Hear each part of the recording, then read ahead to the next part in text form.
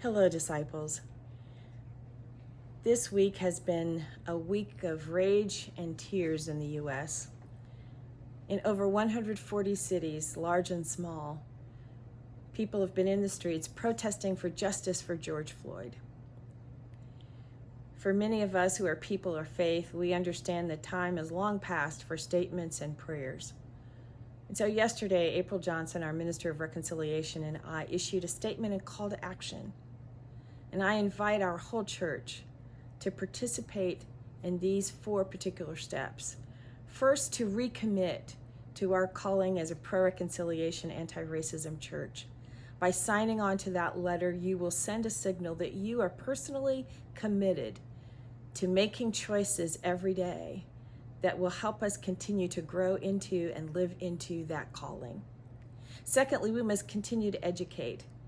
After 20 years of anti-racism training, that training has really only reached a certain number of clergy and some of our lay leaders.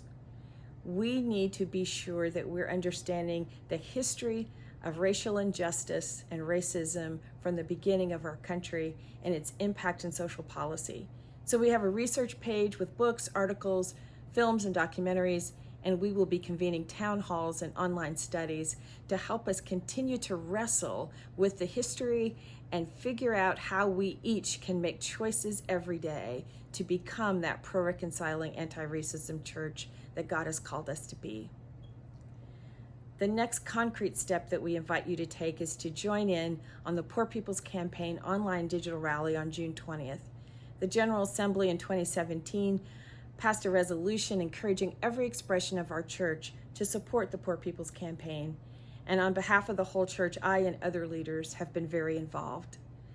This online digital rally is not just a protest, but a way to educate ourselves for effective advocacy on important issues of poverty, immigration reform, militarism, and ecological devastation. I hope to see you online on June 20th as we amplify our disciples' public presence. Another way that you can recommit is to work where you are in your context.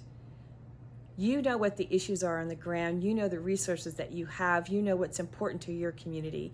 Tell us your story, share pictures, let us know what you're doing and what's important to your community.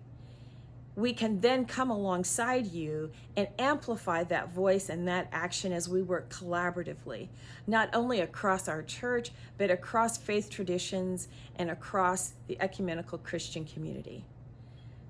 Ecumenism's future will be collaborative advocacy. And the one issue that's emerging right now more than ever is police reform. There will be opportunities for all of us to engage in collaborative advocacy on police reform, and we'll be sharing ways in which you can do that. Disciples, I thank you for the care and concern that you have raised, for the ways in which you've asked, what can we do? Here are some simple steps that we've offered in this call to action to get us started. We've been doing so many good things, but so much more needs to be done. People are enraged and people are in tears. Let us not be silent any longer. Let us take those steps to truly be the church that we say we are. I hope that you'll go to the letter, sign on, educate, engage, and collaborate. God bless you.